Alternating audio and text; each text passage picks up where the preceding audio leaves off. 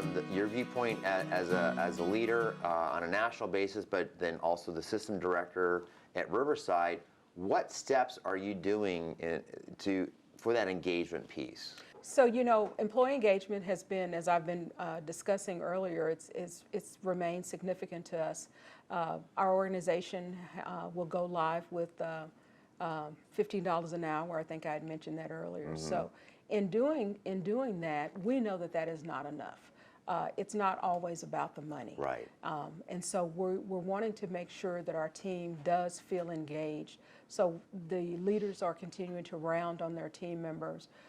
We have created in some locations what we call a stop light report, where we identify any concerns that they have. We mark it, and it's red. It's either red, green, or yellow, mm-hmm. So that they can watch the progress in us being able to take care of the concerns. Some things are just equipment related. Right. Maybe we needed some more utensils, but you'd be amazed at individuals who may not always tell us that, and then they feel that they don't have enough equipment to do their jobs well.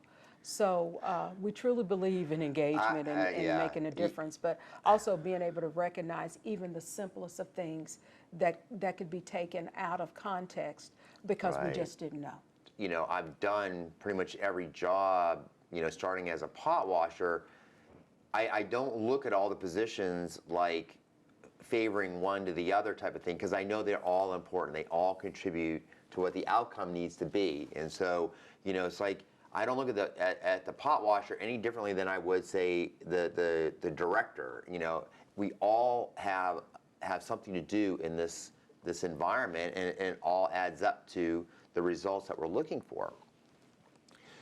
But when you go in some organizations, though, there seems to be a clear delineation between management and the hourly staff, and then there's even names that we call the hourly team members and an associate stuff. We differentiate that, but I get the feeling now that people are really taking a more holistic viewpoint of team members, regardless of whether they're salary versus hourly. I mean, I agree.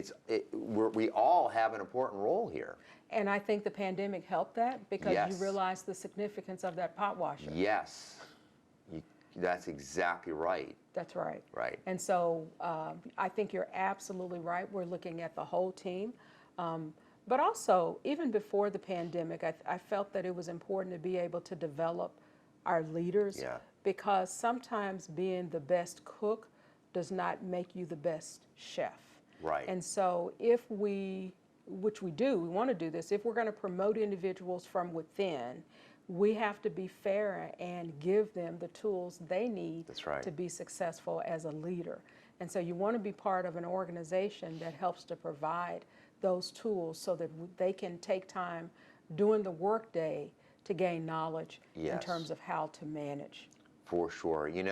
I've been in food service for 40 years, and I mean, I learn stuff pretty much every day. I mean, there's so much information to understand, and you really do need to be a student of this. And so we should be able to give the same gift to our team members also of that education, because the more they know, the job gets easier, and then they see light at the end of the tunnel, like, oh, I could actually go in this direction, and I can make more money, I can have more stability, I can have more benefits, I can take care of, I can get married, I can have kids, the things that we should all have a right to do. So we need to care enough to be invested in them as well. Right, that's right.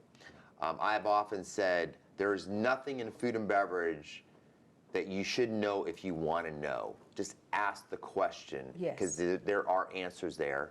And yes, you can go online and do it, but as management, we should encourage those conversations with the staff and challenge us as management, like, oh, you want to know more about that? Sure, well, let's help you with that, Absolutely. And give them that opportunity.